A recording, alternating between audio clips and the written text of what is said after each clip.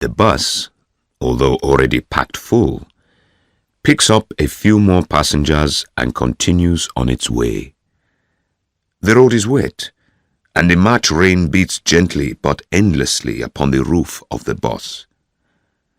Outside, the yellow maize stands in the fields, unmoving, drunk with too much rain.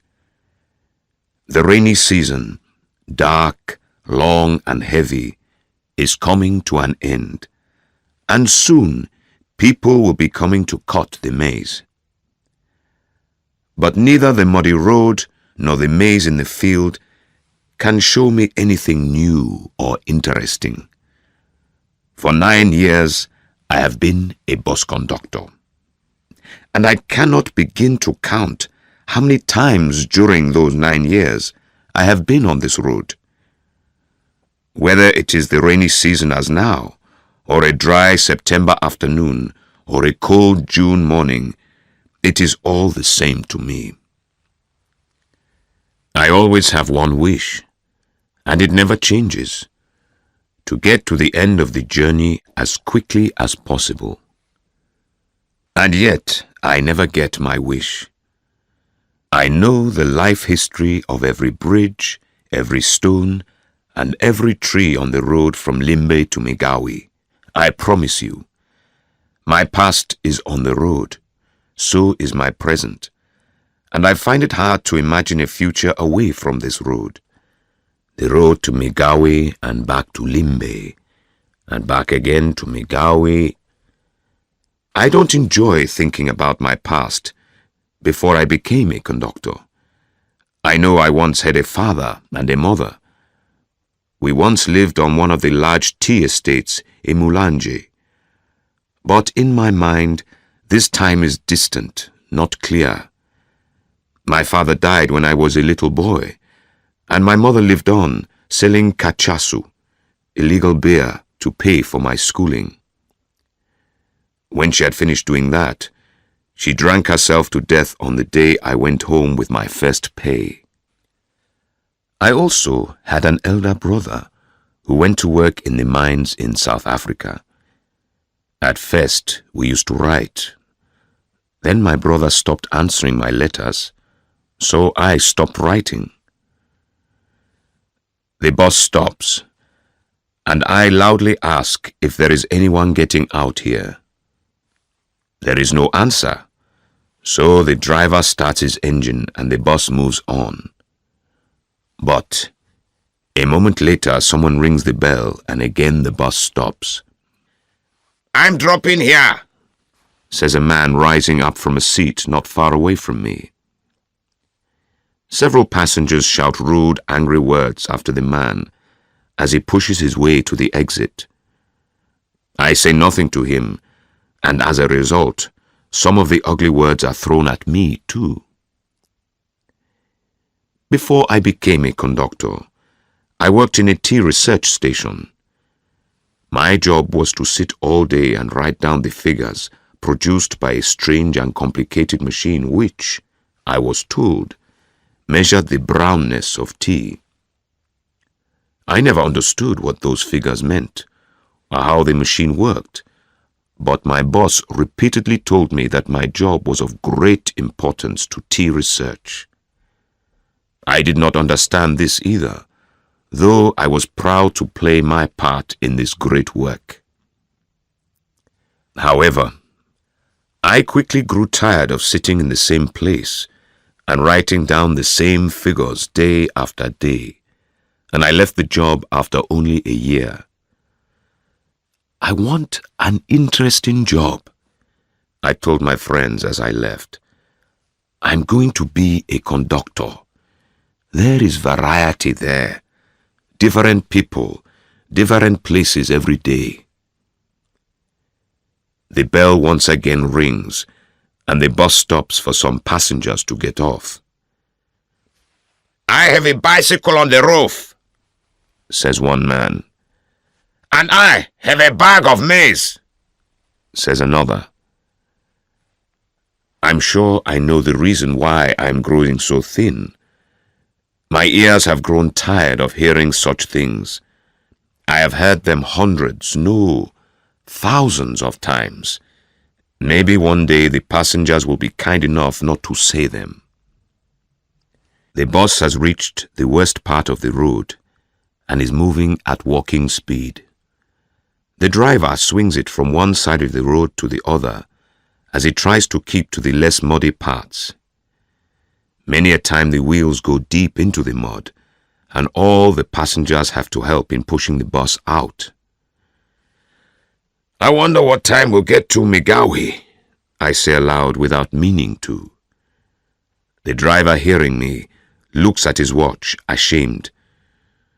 By 5 o'clock we should be there, he says.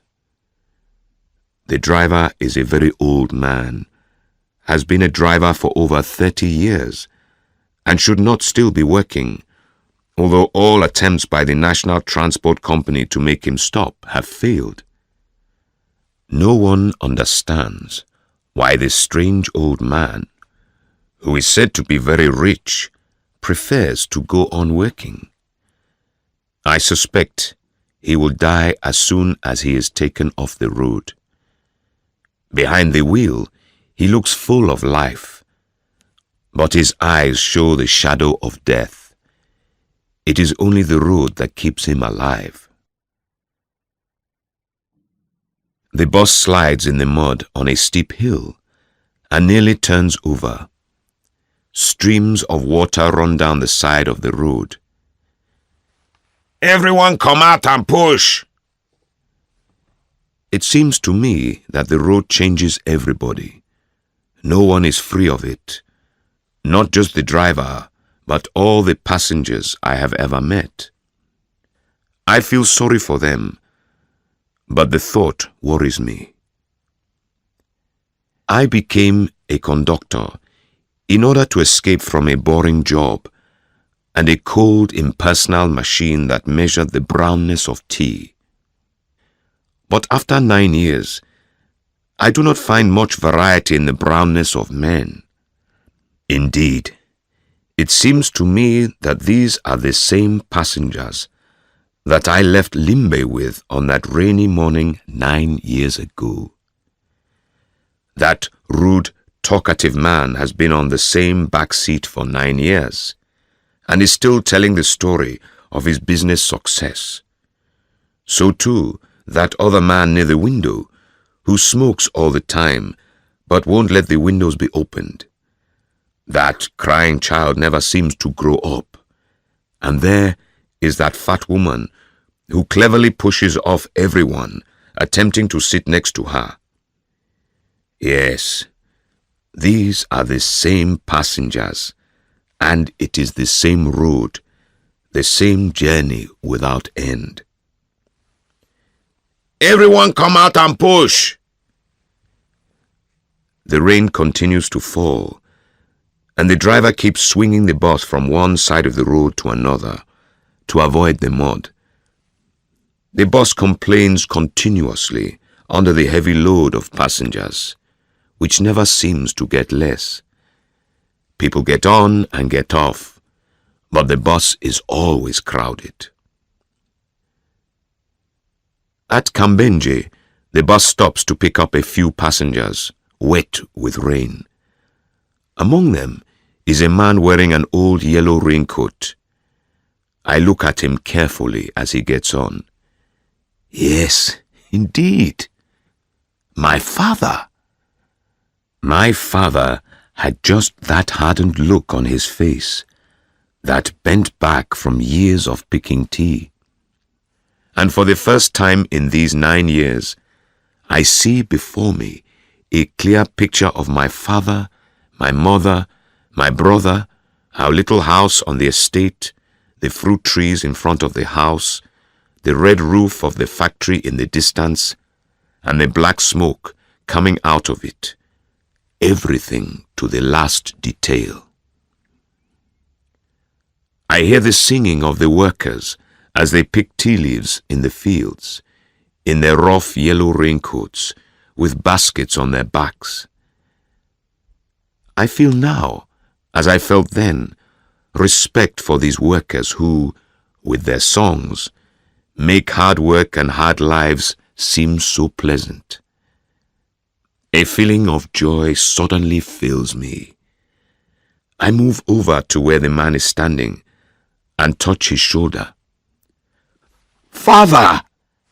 I shout, and I feel the tears coming out of my eyes. I turn and smile at everyone in the bus, and I see my joy shining back from their faces. Oh, what a beautiful world! The sound of the rain on the roof and the complaining engine have become sounds of joy. The old man at the wheel has become happiness itself. The voices of the passengers and the crying of the child fill me with a wonderful feeling. Father! So my father and mother have never died after all. My brother has never had to go to South Africa, and I myself have never had to write down figures from a machine that measures the brownness of tea. But suddenly, the bus comes to a violent stop, and all the standing passengers fall over one another. I try to stay on my feet by holding on to the man I had called my father. But he is already falling, and he pulls me down with him. Everything in my dream disappears. I seem to be coming back from the dead as I and the man I had called my father help each other to our feet. "Everyone get out and push!" The bus has once again got trapped in the mud. The two front wheels are in so deep that it is going to take hours before we can continue. "By 7 o'clock we should be at Migawi," says the driver, when we have finally succeeded in pulling the bus out.